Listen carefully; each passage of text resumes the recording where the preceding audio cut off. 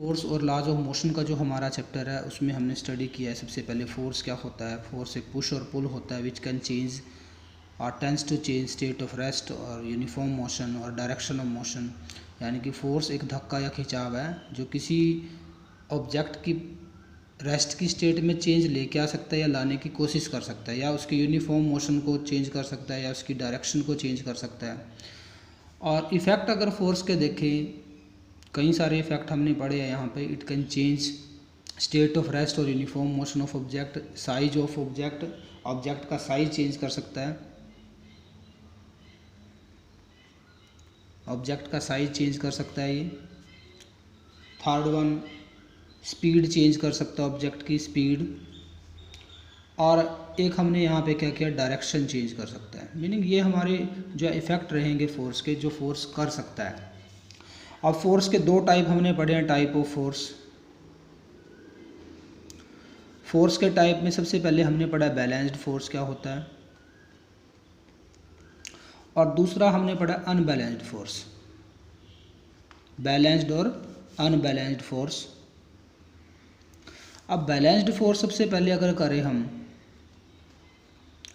Balanced force क्या होता है। अब देखो, सिंगल फोर्स को बैलेंस फोर्स नहीं बोलते हम। जब भी किसी ऑब्जेक्ट पे दो या दो से ज़्यादा फोर्स लगते हैं तब हम बैलेंस फोर्स की बात करते हैं। भी ऑब्जेक्ट जो है वो इक्विलिब्रियम ऑफ फोर्सेस में है या नहीं है, या उसके ऊपर फोर्स जो लगे वो बैलेंस लगे या नहीं।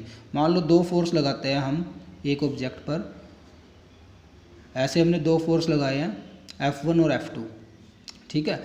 F1 और F2 फोर्स जो है, अगर दोनों का मैग्नीट्यूड इक्वल है, फोर्सेस का मैग्नीट्यूड क्या फोर्सेस का इक्वल है, मान लो F के इक्वल है, तो इनका जो रिजल्टेंट आएगा R, मान लो R से मैं रिजल्टेंट को दिखाता हूँ, या F से दिखा देते हैं चलो रिजल्टेंट को। रिजल्टेंट फोर्स जो आएगा, F भी यूज कर लिया हमने, तो R से ही दिखाते हैं। रिजल्टेंट फोर्स जो आएगा R, अगर इसको रिप्रेजेंट करना है तो दोनों फोर्स जो है एक दूसरे के अपोजिट लगे हुए हैं, तो प्लस यहाँ पे क्या आएगा, माइनस ऑफ F2, ठीक है। डायरेक्शन अपोजिट है तो ये हो जाएगा F1 माइनस F2 हो जाएगा।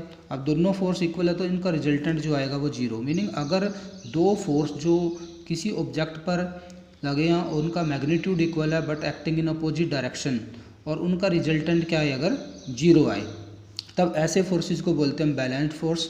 और बैलेंस फोर्स से कभी भी ऑब्जेक्ट की स्टेट को हम चेंज नहीं कर सकते, ठीक है। फिर दूसरा है अनबैलेंस्ड फोर्स। अनबैलेंस्ड फोर्स क्या होता है। अब अनबैलेंस्ड फोर्स क्या है। अनबैलेंस्ड फोर्स जो होता है, ये भी अगर हम किसी ऑब्जेक्ट पे दो इक्वल एंड अपोजिट फोर्स लगाते हैं, F1 F2, अगर इक्वल एंड अपोजिट फोर्स लगाते हैं तब तो रिजल्टेंट क्या आएगा, जीरो। बट अगर यहाँ पे जो दो फोर्स हमने अपोजिट डायरेक्शन में लगाया है, इनमें से अगर एक फोर्स का मैग्नीट्यूड दूसरे फोर्स से क्या हो जाए, ज़्यादा हो जाए, मीनिंग एक का मैग्नीट्यूड ज़्यादा है दूसरे से, तो इनका जो रिजल्टेंट आएगा, अब रिजल्टेंट वो जो है नॉन जीरो आएगा। रिजल्टेंट क्या आएगा, नॉन जीरो। यानी कि कुछ ना कुछ रिजल्टेंट की वैल्यू आएगी, R is equal to F1 minus F2। तो रिजल्टेंट फोर्स की कुछ ना कुछ क्या आएगी, वैल्यू आएगी। अब जीरो नहीं आएगा, this is not equal to zero. तो ऐसे फोर्स को बोलते हैं अनबैलेंस्ड फोर्स। तो अगर हमें किसी भी ऑब्जेक्ट की स्टेट में चेंज लेके आना है, या उसको रेस्ट से मूव करवाना है, या उसकी स्पीड को चेंज करना है, या उसकी डायरेक्शन को चेंज करना है, तो हमें किस तरह का फोर्स लगाना पड़ेगा, अनबैलेंस्ड फोर्स लगाना पड़ता है। तो ये था हमारा बैलेंस्ड और अनबैलेंस्ड फोर्स। तो इम्पोर्टेंट पॉइंट क्या है, ऑब्जेक्ट हमेशा, मान लो अगर F1 फोर्स ज़्यादा होता तो हमेशा ऑब्जेक्ट किसकी डायरेक्शन में मूव करेगा, जो नेट फोर्स होगा रिजल्टेंट फोर्स की डायरेक्शन में ऑब्जेक्ट मूव करेगा। Object will move in the direction of the resultant force. और रिजल्टेंट फोर्स की डायरेक्शन क्या आएगी, रिजल्टेंट फोर्स, जो फोर्स ज़्यादा होगा, जिस डायरेक्शन में फोर्स क्या लगेगा, ज़्यादा लगेगा, उसी की डायरेक्शन में क्या आएगा, रिजल्टेंट फोर्स। यहाँ पे जो R की जो डायरेक्शन आएगी वो F1 के अलोंग आएगी, क्योंकि F1 हमने क्या लिया होगा, ज़्यादा लिया होगा इसलिए। तो इसके बाद न्यूटन के लॉ आते हैं हमारे, न्यूटन्स लॉ ऑफ मोशन। लेकिन उससे पहले गैलीलियो ने जो है हमें प्रिंसिपल ऑफ इनर्शिया दिया था। प्रिंसिपल ऑफ इनर्शिया जो कि हम डिस्कस कर चुके हैं। प्रिंसिपल ऑफ इनर्शिया में हमने डिस्कस किया था कि इनर्शिया क्या होता है सबसे पहले ये किसने डिस्कस किया था? इनर्शिया के बारे में जो है किसने बताया सबसे पहले? गैलीलियो ने बताया था सबसे पहले।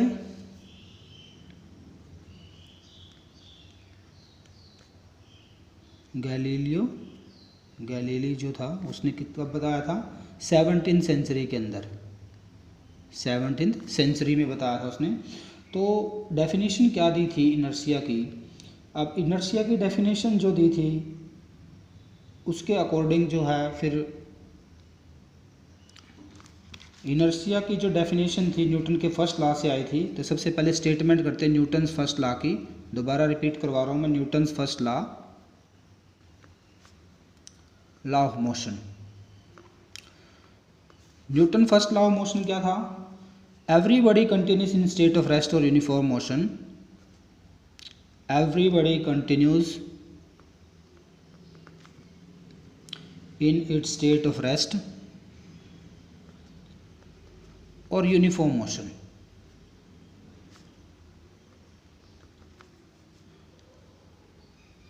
In a straight line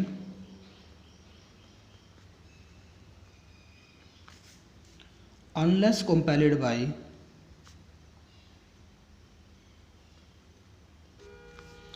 some external unbalanced force. देखो अनबैलेंस्ड फोर्स की बात हुई है to change that state. Meaning क्या है? कोई भी बॉडी है वो कंटिन्यू अपनी स्टेट में रहेगी रेस्ट और यूनिफॉर्म मोशन की। कब तक? जब तक उसके ऊपर कोई एक्सटर्नल अनबैलेंस्ड फोर्स एक्ट नहीं करता है तब तक बॉडी क्या रहेगी? अपनी स्टेट में रहेगी, अपनी स्टेट चेंज नहीं करेगी। यानी कि बॉडी अपने आप अपनी स्टेट चेंज नहीं करती। इसी को बेस मान करके जो है गैलीली जो है उन्होंने इनर्शिया की डेफिनेशन दी है। तो इनर्शिया की जो डेफिनेशन थी, inertia tendency of a body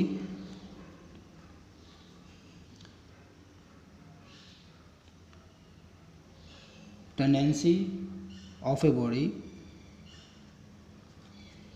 to oppose any change in its state of rest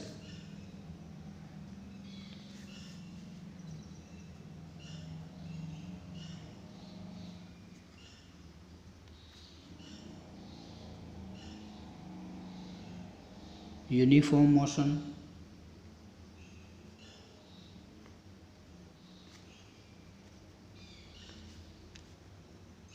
is called inertia of a body।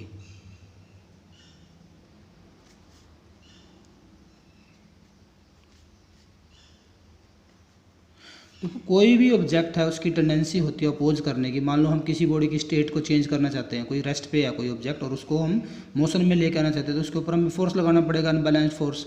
But body जो है उसी टाइम क्या करेगी? अपोज करेगी किसको? उस चेंज को जो हम उसके अंदर लेके आना चाहते हैं। अगर वो रेस्ट पे है तो हम उसकी रेस्ट की पोजीशन को जैसे ही चेंज करने की कोशिश करेंगे तो वो रेजिस्ट करेगी उसको। अगर वो कांस्टेंट स्पीड के साथ मूव करे यानी कि यूनिफॉर्म मोशन में है तो अब हम उसको अगर मोशन को चेंज करना चाहें, उसको रेस्ट पर लेकर के आना चाहिए तो फोर्स लगाना पड़ेगा।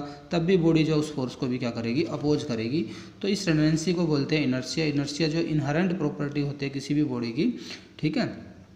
तो इनर्शिया तीन तरह का इनर्शिया यहाँ पे आ गया। Inertia of rest first type, दूसरा इनर्शिया ऑफ मोशन और थर्ड वन जो है inertia of direction.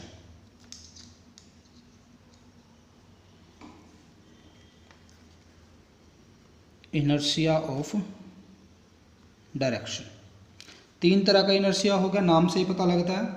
Inertia of rest क्या होगा? टेंडेंसी किसी बॉडी की अपोज करने की,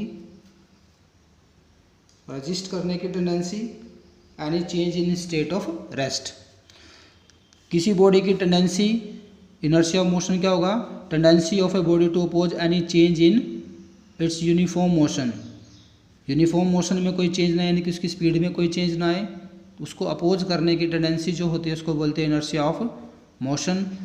और तीसरा जो है इनर्शिया ऑफ डायरेक्शन, अगर बॉडी स्ट्रेट लाइन में मूव करते हैं सपोज करो, तो tendency of a body to oppose any change in its state of direction या its direction is known as inertia of direction. तो 3 तरह का इनर्शिया यहाँ पे है। इनका हमने कुछ एग्जांपल्स भी पढ़े थे, जैसे इनर्शिया ऑफ रेस्ट के अगर एग्जांपल देखें हम, inertia of rest when a fast moving bus या when a bus suddenly start moving forward the passenger in the bus falls backward. Meaning क्या है, हमने इनर्शिया ऑफ रेस्ट के बहुत सारे एग्जांपल हमने स्टडी किए थे, एग्जांपल्स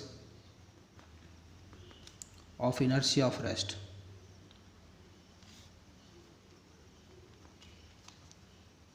अब देखो क्या क्या एग्जांपल थे जो बेसिकली हम डेली लाइफ में देखते हैं, उनको ही हम यहाँ पे डिस्कस करेंगे।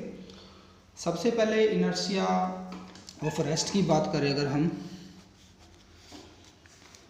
तो कोई भी फास्ट मूविंग बस या कोई भी बस है, बस का केस किया था हमने यहाँ पे, when a bus suddenly start moving the passenger in the बस फॉल बैकवर्ड। यानी कि एक बस हमारे पास थी और बस के अंदर ये पैसेंजर खड़ा हुआ, कोई भी पैसेंजर, ये अचानक से चल पड़े, रेस्ट से एकदम से मूव करना शुरू कर दे, तो जो पैसेंजर है वो एकदम से बैकवर्ड गिरता है, पीछे की तरफ गिरता है। क्यों गिरता है? क्योंकि उसका लोअर जो पार्ट है, देखो जब बस रेस्ट पे थी तो पूरी बॉडी उसकी रेस्ट पे थी पर्सन की, लेकिन जैसे ही बस मूव करना शुरू कर देगी तो लोअर पार्ट बस के फ्लोर के साथ मोशन में आ जाएगा, जबकि अपर पार्ट जो है due to inertia of rest किस में रहने की कोशिश करेगा, रेस्ट में। इसलिए पर्सन किधर गिरेगा, बैकवर्ड गिरेगा। ऐसे ही प्रॉब्लम जो है कई जगह पे हम देखते हैं, कारपेट के साथ, कारपेट को जो है एक स्टिक के साथ पीटते हैं उसमें से डस्ट पार्टिकल निकालने के लिए। क्यों पीटते हैं? क्योंकि कारपेट मोशन में आ जाएगा, dust particle due to inertia of rest किस में रहेंगे, रेस्ट पे, और वो अलग हो जाते हैं। नेक्स्ट थर्ड केस हमने किया था, जब कोई बुलेट जो है ग्लास विंडो के ऊपर फायर करते हैं, ग्लास विंडो मान लो ये एक बुलेट फायर करते हैं तो एक स्मॉल होल बना कर निकल जाती है, लेकिन इसको अगर एक पत्थर के साथ हिट करें तो पूरी ग्लास विंडो जो है ब्रेक हो जाती है। ऐसा क्यों है? क्योंकि बुलेट की स्पीड ज़्यादा है, टाइम ऑफ इंटरेक्ट कम होगा, तो बुलेट जो है जैसे ही स्ट्राइक करेगी तो जिस पार्ट के साथ वो स्ट्राइक करेगी वो मोशन में आ जाएगा और बाकी पार्ट किस में रहेगा, रेस्ट पे।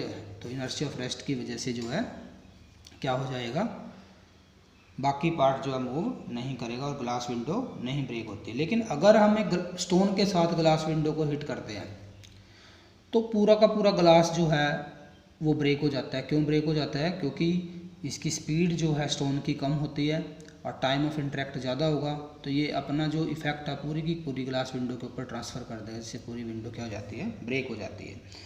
ऐसे ही हमने केस किया था, when a tree is vigorously shaken some of the leaves fall from the tree.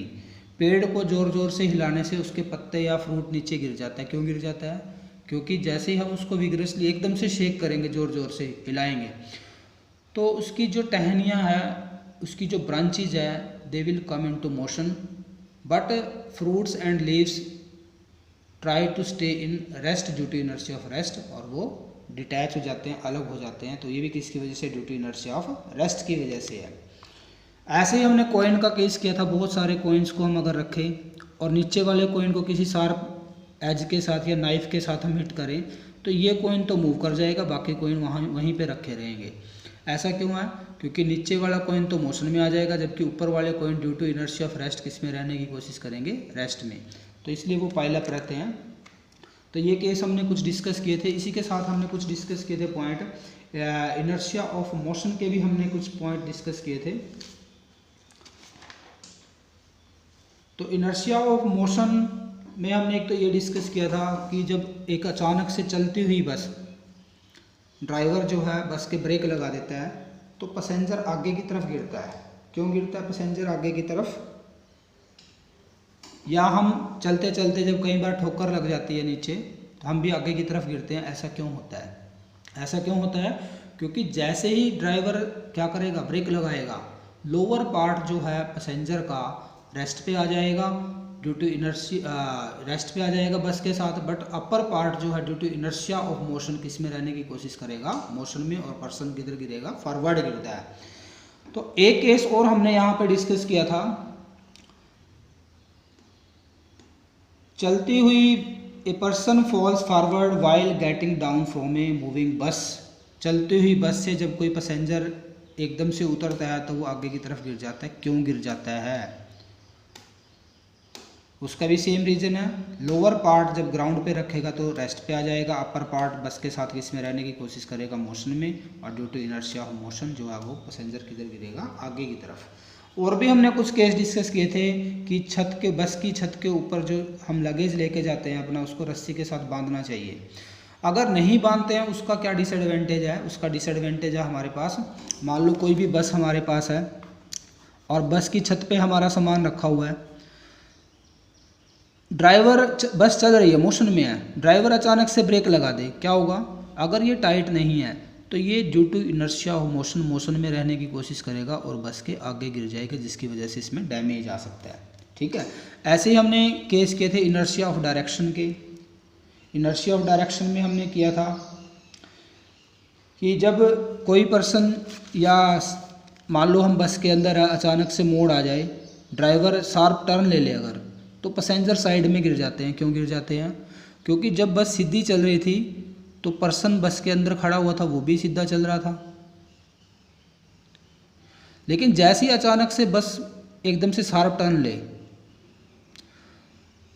तो पर्सन का लोअर पार्ट जो है वो बस के साथ अटैच है, बट अपर पार्ट जो है वो बस के साथ अटैच नहीं है। तो due to inertia of direction upper part कहाँ जाएगा? सीधा जाएगा, और बस जैसे ही टर्न लेगी तो वो पर्सन किधर गिर जाएगा? साइड में गिर जाता है। ये किसकी वजह से? Due to inertia of direction की वजह से है। स्पार्किंग का केस हमने किया था, जब भी कोई हमें किसी भी नाइफ को शार्प करवाना हो, एक ग्राइंडर होता है हमारे पास, ग्राइंडर जो घूमता रहता है सर्कुलर, तो उसके साथ इसको लगाते हैं नीचे, तो यहाँ से चिंगारियाँ निकलती है, स्पार्क्स निकलते हैं, और स्पार्क्स ऐसे निकलते हैं, टेंजेंशली निकलते हैं। टेंजेंशली क्यों निकलते हैं? क्योंकि सर्कुलर मोशन में किसी भी पॉइंट पर जो डायरेक्शन होती है वो टेंजेंट टू द सर्कल होती है। पार्टिकल्स की डायरेक्शन कैसी होती है? Tangent to the circle. इसलिए वो पार्टिकल जो होते हैं स्पार्क्स के, वो कैसे निकलते हैं? हमेशा टेंजेंशली निकलते हैं। वो भी किसकी वजह से? Due to inertia of direction की वजह से है। ऐसे ही अगर एक रस्सी के साथ अगर एक स्टोन बांध रखा और हम उसको सर्कल में घुमा रहे हैं और ब्रेक हो जाए रस्सी बीच में से, तो ये जो स्टोन है ये कैसे निकलेगा? टेंजेंशली जाता है बाहर। क्यों जाता है tangentially? Due to inertia of direction. क्योंकि जब भी कोई चीज़ सर्कल में घूमते हैं किसी भी पॉइंट पर, उसके पार्टिकल्स की जो डायरेक्शन होती है वो टेंजेंट टू द सर्कल होती है, तो इसलिए जो स्टोन है वो कैसे निकलेगा बाहर? टेंजेंशली निकलेगा। नेक्स्ट है इनर्शिया को हमने जो है किसके साथ कंपेयर किया है? मास के साथ कंपेयर किया है। Inertia is the measure of mass. Inertia जो है डायरेक्टली प्रोपोर्शनल होता है मास के। Inertia is directly proportional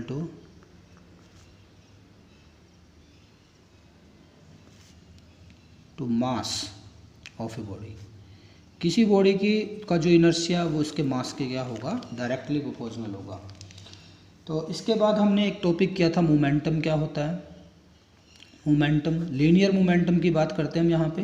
linear momentum क्या होता है? इसको हम पी से डिनोट करते हैं। वेक्टर क्वांटिटी है एक। किस तरह की वेक्टर क्वांटिटी है? एक पोलर वेक्टर होते हैं। ये पोलर वेक्टर, दो तरह की वेक्टर क्वांटिटी होती है, पोलर वेक्टर और एक्सियल वेक्टर। तो लीनियर मोमेंटम जो है वो एक पोलर वेक्टर होता है। तो यहाँ पे जो अगर मैं कोई भी ऑब्जेक्ट सपोज करता हूँ जिसका मास m है और वो वेलोसिटी v के साथ मूव करता है, तो जब ये मूव करेगा तो क्वांटिटी ऑफ मोशन जो होती है उसको हम बोलते हैं क्या? Linear momentum. तो लीनियर मोमेंटम जो होता है किसी भी बॉडी का, ये प्रोडक्ट होती है मास की और उसकी लीनियर वेलोसिटी की। तो मास और वेलोसिटी की प्रोडक्ट को हम बोलते हैं क्या? Linear momentum. तो यहाँ से लीनियर मोमेंटम जो है, अगर इसकी यूनिट निकाले, मास की यूनिट किलोग्राम, वेलोसिटी की यूनिट होती है मीटर पर सेकंड, तो एसआई यूनिट जो है पी की क्या आएगी? किलोग्राम मीटर पर सेकंड आ जाएगी। डायमेंशनल फार्मूला भी है इसका, आप कर सकते हो, यहीं से निकाल सकते हो डायमेंशनल फार्मूला। तो उसके बाद जो है यूनिट होगी हमारी, ग्राफ हमने कुछ किए थे यहाँ पे। तो अगर सपोज करें हम जो ग्राफ बनाते हैं, इधर मोमेंटम लेते हैं पी और इधर लेते हैं मास, तो ये जो ग्राफ आएगा ये हमारा कैसा आएगा? लीनियर ग्राफ आएगा। कब? अगर हम उसकी वेलोसिटी को जो है क्या मान के चलते हैं, कांस्टेंट मान के चलते हैं, अगर वेलोसिटी ऑब्जेक्ट की क्या है, कांस्टेंट है। तो लीनियर मोमेंटम जो है और मास का जो ग्राफ बनेगा वो कैसा ग्राफ बनेगा, लीनियर, यानी कि मोमेंटम जो है वो डायरेक्टली प्रोपोर्शनल होता है किसके, मास के। मास जितना ज़्यादा होगा लीनियर मोमेंटम क्या आएगा, उतना ज़्यादा। ऐसे ही सेम कंसेप्ट वेलोसिटी के साथ भी है, वेलोसिटी के भी ये डायरेक्टली प्रोपोर्शनल होता है। तो ये हमारा कंसेप्ट था किसका, लीनियर मोमेंटम का। लीनियर मोमेंटम के बाद न्यूटन सेकंड लॉ आता है, Newton second law of motion. Newton का सेकंड लॉ हमारे पास है, लीनियर मोमेंटम के साथ उसने रिलेट किया न्यूटन के सेकंड लॉ को। तो according to Newton second law of motion, change in momentum of a body per unit time. भाई अगर हम बॉडी के मोमेंटम में चेंज लेके आते हैं तो चेंज इन मोमेंटम, यानी कि चेंज इन मोमेंटम क्या आएगा, डीपी आएगा, चेंज इन मोमेंटम। अगर मैं यहाँ पे कंसीडर करूँ बॉडी का इनिशियल मोमेंटम जो है p1 है, इनिशियल मोमेंटम, फिर बॉडी पर कुछ फोर्स लगाते हैं हम, अनबैलेंस्ड फोर्स F लगाते हैं, अनबैलेंस्ड फोर्स, तो उसका मोमेंटम जो है वो p2 हो जाता है। p2 क्या उसका फाइनल मोमेंटम है, मोमेंटम चेंज हो जाता है। तो चेंज इन मोमेंटम जो आया वो कितना आया, final momentum minus initial momentum. और अगर मैं ये सपोज करूँ ये जो मोमेंटम में ये जो फोर्स हमने लगाया वो t टाइम के लिए लगाया है, कितने टाइम के लिए लगाया है, t टाइम के लिए फोर्स लगाया है। या टाइम जब p1 हमने नोट किया था टाइम था t1, जब p2 हमने नोट किया जब टाइम है t2। तो ये जो t है ये क्या है, चेंज इन टाइम इंटरवल है हमारा, ये क्या है, time interval t2 minus t1, इसको हम t भी लिख सकते हैं, बाद में देखेंगे। तो ये dt जो है टाइम इंटरवल आ गया, तो t2 माइनस t1 लिख सकते हैं इसको। तो ये जो हमारा चेंज इन मोमेंटम आया, rate of change of momentum, dp क्या है, चेंज इन मोमेंटम, dt के टाइम इंटरवल। तो rate of change of momentum with time, ये जो है ये डायरेक्टली प्रोपोर्शनल आता है किसके, फोर्स के। तो rate of change of linear momentum is directly proportional to the unbalanced force acting on the body. Body के ऊपर जो अनबैलेंस्ड फोर्स लगा हुआ है उसके जो है डायरेक्टली प्रोपोर्शनल आता है, ऐसा न्यूटन ने सेकंड लॉ के अंदर लिखा है। तो ये न्यूटन का सेकंड लॉ हो गया हमारा। इसके बाद नेक्स्ट जो टॉपिक है यहाँ पे हम मैथमेटिकल फार्मूला डिराइव करेंगे, F is equal to ma है, जो ये फार्मूला हमने डिराइव किया था, जो डेफिनेशन के अकॉर्डिंग जो फार्मूला न्यूटन का आया वहाँ से हमें इसको फाइंड आउट करना है। तो मान लो कोई भी बॉडी है जिसका मास m है, उसकी इनिशियल वेलोसिटी u, वो मूव करती है जब time t is equal to कितना है, 0। और फिर हम उसके ऊपर एक फोर्स लगाते हैं, अनबैलेंस्ड फोर्स F लगाते हैं। तो फोर्स लगाने से क्या होगा, बॉडी के अंदर चेंज आएगा, उसकी वेलोसिटी चेंज हो जाती है। मान लो अब उसकी वेलोसिटी जो है t टाइम के बाद कितनी हो जाती है, v वेलोसिटी हो जाती है, मास उसका m। तो मोमेंटम में चेंज आएगा। यहाँ पे इसका इनिशियल मोमेंटम जो है पी आई से लिख दिया मैंने, इनिशियल मोमेंटम ये था m इंटू यू। और अब final momentum P F, final momentum जो है वो हो जाएगा m इंटू वी। ये इसका फाइनल मोमेंटम हो गया। और कितने टाइम में ये चेंज आया, t टाइम में। तो न्यूटन का सेकंड लॉ जो है F is equal to d p upon d t. अब देखो कांस्टेंट टर्म लेते हैं हम, कांस्टेंट टर्म की वैल्यू 1 पुट करते हैं। तो ये जो d p upon d t आएगा ये कितना आएगा, सबसे पहले डी पी की वैल्यू पुट करनी है, change in momentum, final momentum minus initial momentum, और time interval t2 minus t1। तो डी फाइनल मोमेंटम क्या था यहाँ पे, mv था। इनिशियल मोमेंटम कितना है, mu है। वेक्टर लगाना है लगा दो, नहीं तो कोई ज़रूरत भी नहीं है। यहाँ t2 माइनस t1 ये कितना हो जाएगा, t माइनस 0। तो f की जो वैल्यू आई है m कांस्टेंट आ जाएगा, तो v minus you divide by T. और ये जो रेट, ये जो हमारे पास ये जो ब्रैकेट में टर्म गिवन है, चेंज इन वेलोसिटी है डिवाइड बाई टाइम। और change in velocity, rate of change of velocity जो होता है वो एक्सेलरेशन होता है। ये हमारा एक्सेलरेशन है, तो फोर्स का फॉर्मूला आ जाएगा m इंटू ए। ये फॉर्मूला हमारा किसके लिए आ गया, फोर्स के लिए आ गया, न्यूटन के सेकंड लॉ के अकॉर्डिंग। और इसी का यूज़ करके हम जो डेफिनेशन निकाली थी फोर्स की, SI यूनिट के लिए, SI unit of force. Force की जो SI यूनिट होती है वो होती है न्यूटन। तो 1 न्यूटन को हम डिफाइन करेंगे इस फॉर्मूले के बेस पे अगर फोर्स हम लेते हैं 1 न्यूटन और बॉडी का मास लेते हैं 1 kg, एक्सेलरेशन अगर बॉडी के अंदर प्रोड्यूस होता है 1 मीटर पर सेकंड स्क्वायर का, तब हम बोलते हैं बॉडी के ऊपर जो फोर्स लगा है वो कितना लगा हुआ है, 1 न्यूटन फोर्स लगा है। तो 1 newton is equal to 1 kilogram metre per second square. Force acting on a body is said to be 1 newton. Force acting on a body is said to be 1 newton. कब बोलेंगे, if it produces an acceleration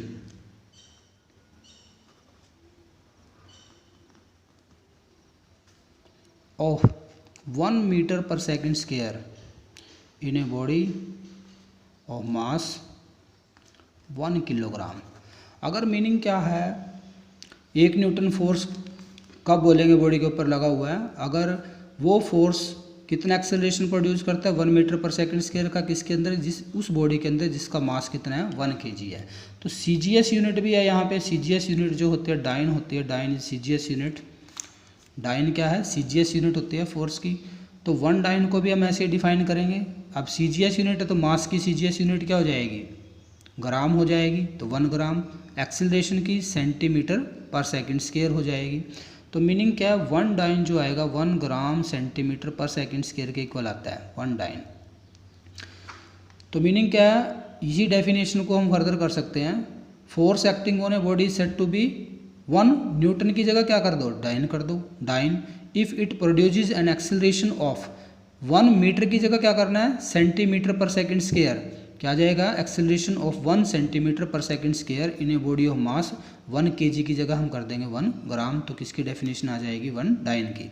अब Newton और dine में अगर relation देखें हम, 1 Newton जो आया हमारे पास 1 kilogram metre per second square के इक्वल आया। तो 1 किलोग्राम को लिख सकते हैं 1000 ग्राम और 1 मीटर को लिख सकते हैं 100 सेंटीमीटर, सेकंड को रखेंगे ऐसे ही। तो ये आ जाएगा 10 की पावर 5। देखो 3 0 ये है और 2 0 ये, तो 10 की पावर 5 और ग्राम सेंटीमीटर पर सेकंड स्क्वायर। और ये जो ग्राम सेंटीमीटर पर सेकंड स्क्वायर है इसको हमने लिखा 1 डाइन। तो यानी कि 1 न्यूटन जो आएगा दिस इज इक्वल टू 10 की पावर 5 डाइन के इक्वल आएगा। तो ये रिलेशन आपको याद रखना है, न्यूमेरिकल्स में यूज हो जाता है रिलेशन। तो न्यूटन के सेकंड लॉ की कुछ एप्लीकेशंस हमने डिस्कस की थी। A cricket player lower his hands, cricket player lower his hands while catching a ball।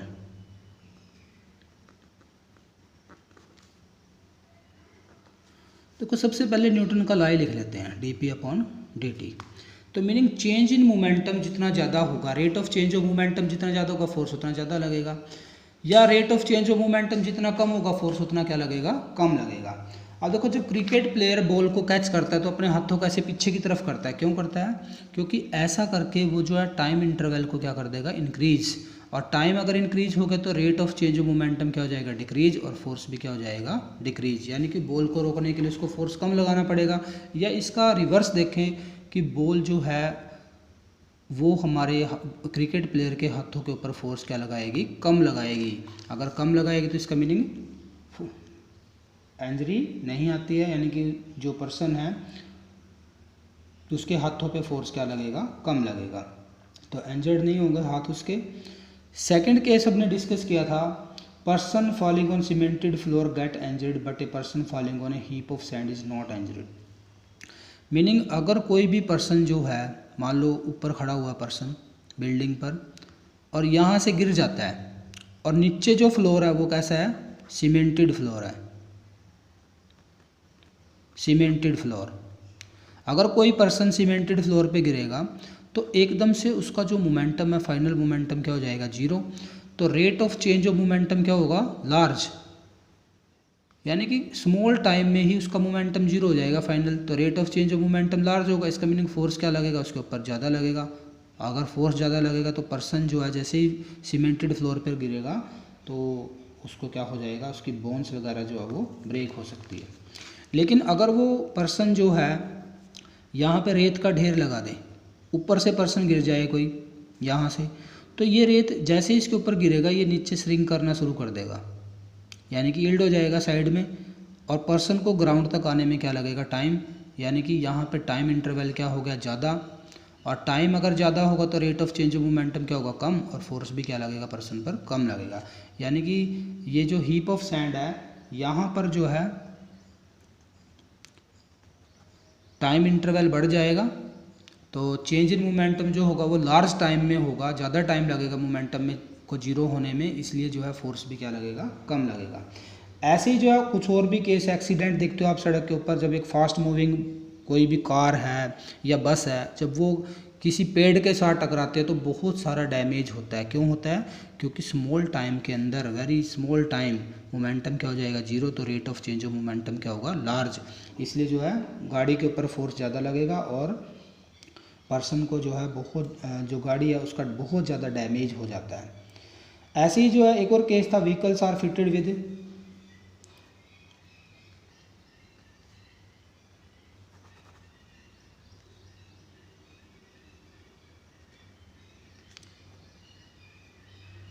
With shockers.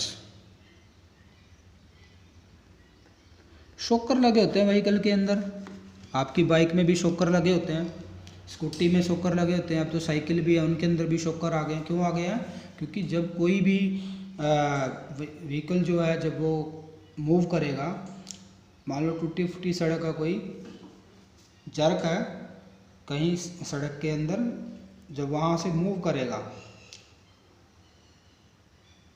तो ये जो शॉक ऑब्जर्वर, जो शॉकर्स लगे होते हैं, ये time of transmission of force को जो है जर्क के फ्लोर तक पहुंचने में, यानी कि व्हीकल के फ्लोर तक पहुंचने में उसके टाइम इंटरवल को क्या कर देंगे, इंक्रीज कर देते हैं। जब टाइम इंटरवल इंक्रीज होगा तो rate of change of moment क्या होगा, कम हो जाएगा। तो ये कुछ केस हमने डिस्कस किए थे application of Newton second law of motion के अंदर। अब जो है कुछ और हमारे पास केस गिवन है। एक केस हमारे पास ये गिवन था कि बॉक्सर जो होते हैं, जब एक बॉक्सर दूसरे बॉक्सर को हिट करता है, पंच लगाता है उसको, तो सामने वाला बॉक्सर अपने हेड को पीछे की तरफ कर लेता है। क्यों कर लेता है, क्योंकि ऐसा करके वो जो है टाइम इंटरवल को बढ़ा देता है। टाइम बढ़ेगा तो rate of change of momentum क्या हो जाएगा, कम हो जाएगा। ठीक है। और दूसरा, bones of a person are fractured in an accident. जब भी कोई एक्सीडेंट होता है तो हड्डियाँ अक्सर टूट जाती है। तो क्यों टूट जाती है, क्योंकि जब भी एक्सीडेंट होगा एकदम से मोमेंटम क्या होगा, जीरो हो जाएगा, तो rate of change of momentum large होगा, लार्ज फोर्स लगेगा और फोर्स की वजह से फ्रैक्चर हो जाएगा। तो ये हमारा न्यूटन का सेकंड लॉ था। अब न्यूटन ने एक लॉ और दिया है, Newton third law of motion, जिसको law of action and reaction भी बोलते हैं। Third law of motion, Newton का जो थर्ड लॉ था इसको हम law of action and reaction भी बोलते हैं। टू एवरी एक्शन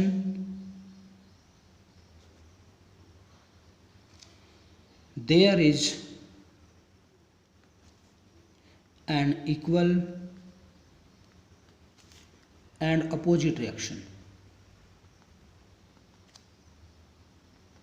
मीनिंग हर एक एक्शन के लिए एक अपोजिट रिएक्शन होता है। अगर हम किसी बॉडी के ऊपर फोर्स लगाते हैं तो वो बॉडी भी उतना ही फोर्स अपोजिट डायरेक्शन में हमारे ऊपर लगाएगी। तो ये क्या है, law of action and reaction होता है। तो इसके भी बहुत सारे एग्जाम्पल हमारे पास हैं। तो इसको हम जो है, जो F1 फोर्स है, मान लो वो एक्शन फोर्स है, तो रिएक्शन फोर्स क्या आएगा, F2 क्या आएगा, रिएक्शन फोर्स। तो मैथमेटिकली हम इसको ऐसे राइट करेंगे, F1 is equal to F2, but sign कैसा लगाएंगे, नेगेटिव। मीनिंग जो F1 फोर्स है वो एक्शन फोर्स है, और जबकि F2 फोर्स जो है वो रिएक्शन फोर्स है। दोनों इक्वल है बट नेगेटिव साइन क्या शो करता है, वो अपोजिट डायरेक्शन में लगे हुए हैं। तो इसके बाद का जो, इसकी जो कुछ एप्लीकेशंस हमारे पास थी, जैसे कुछ अगर एग्जाम्पल हम यहाँ पर देखें, इसके सेकंड थर्ड लॉ के कुछ एग्जाम्पल देखें। When A player kick A football the football moves forward and the foot of the player moves backward. Meaning क्या है, एक पर्सन एक फुटबॉल को हिट करता है, ये फुटबॉल आगे की तरफ मूव करेगी, लेकिन उसी टाइम में जो पर्सन का फुट है वो पीछे की तरफ मूव करता है। क्यों? क्योंकि पर्सन जब फुटबॉल के ऊपर फोर्स लगाएगा, फुटबॉल तो आगे मूव कर गई, बट फुटबॉल अब रिएक्शन फोर्स लगाएगी फुट के ऊपर, तो पैर किधर मूव करेगा? बैकवर्ड डायरेक्शन में मूव करेगा। तो एक्शन एंड रिएक्शन लगा यहाँ पे भी। ऐसे रिकॉइल ऑफ गन का केस गिवन है। रिकॉइल ऑफ ए गन भी, जब भी कोई गन है, किसी गन से हम बुलेट फायर करते हैं, ट्रिगर दबाते हैं इसका, बुलेट फायर करेंगे, बुलेट आगे मूव करेगी। अब ये बुलेट जब आगे मूव करेगी तो गन जो है वो पीछे की तरफ मूव करती है। देखो ये हम कंजर्वेशन ऑफ मोमेंटम के एप्लीकेशन में भी पढ़ेंगे। तो क्यों मूव करती है बैकवर्ड? ये रिएक्शन फोर्स की वजह से मूव करती है। ठीक है, किसकी वजह से? रिएक्शन फोर्स की वजह से। रॉकेट, जो हम रॉकेट छोड़ते हैं दीपावली पे, आप भी छोड़ते होगे रॉकेट, तो गैसेज जो है नीचे की तरफ आते हैं, जबकि रॉकेट जो ऊपर की तरफ जाता है। क्यों? क्योंकि जब गैस नीचे की तरफ आएगी तो वो रॉकेट पर फोर्स लगाएगी, रिएक्शन फोर्स, जिसकी वजह से रॉकेट जो है वो गैसेज की अपोजिट डायरेक्शन में मूव करेगा। ठीक है, ये भी न्यूटन के थर्ड लॉ के अकॉर्डिंग है। ऐसे ही केस गिवन है, फायरमैन का केस हमने डिस्कस किया था। Why a fireman struggle to hold a hose pipe. तो होज पाइप को होल्ड करने के लिए फायरमैन जो है उसको काफ़ी स्ट्रगल करना पड़ता है। क्यों? क्योंकि जब पाइप जो होगा, पाइप को वो पकड़ के रखता है, तो पाइप में से वाटर बाहर आता है। तो ये वाटर जब बाहर की तरफ आएगा तो ये पाइप के नोजल के ऊपर फोर्स लगाएगा। वो किस डायरेक्शन में? अपोजिट डायरेक्शन में, इधर लगाएगा। तो हो सकता है अगर हम इसको ज़ोर से ना पकड़ के रखें, टाइटली होल्ड ना करें, हमारे हाथ से छूट सकता है ये। तो इसलिए जो है होज पाइप को जो है पकड़ने के लिए फायरमैन जो होता है उसको स्ट्रगल करना पड़ता है। क्यों स्ट्रगल करना पड़ता है? रिएक्शन फोर्स को की वजह से, ताकि रिएक्शन फोर्स की वजह से पाइप जो है उसके हाथ से ना छूट जाए, इसलिए उसको स्ट्रांगली जो है उसको होल्ड करना पड़ता है, पाइप को रेस्ट पर रखने के लिए। तो ये कुछ केस हमारे थे Newton second law of motion से। तो मेन जो है डेफिनेशंस आ गई हमारी सारी, जितनी भी डेफिनेशन है, या कोई भी केस आ जाए उसको डिस्कस करना आ जाए भी, रॉकेट जो है या एरोप्लेन जो होता है वहाँ पे कौन सा न्यूटन का कौन सा लॉ एप्लीकेबल है? तो न्यूटन का थर्ड लॉ एप्लीकेबल होता है। ऐसे ही जो है हमने इनर्शिया के कुछ केस स्टडी किए हैं, कुछ एग्जांपल किए हैं, तो आपसे पूछा जा सकता है भी यहाँ पे किस तरह का इनर्शिया यूज हो रहा है, तो आप वो जो है वहाँ से कर सकते हो। हर एक टॉपिक की सेपरेट वीडियो भी मैंने जो है अपलोड की हुई है, और साथ में ये रिकैप्चुलेट किया है एक बार, तो आप ये सारे टॉपिक देखिए। कल से हम जो है नेक्स्ट टॉपिक करेंगे कंजर्वेशन ऑफ मोमेंटम।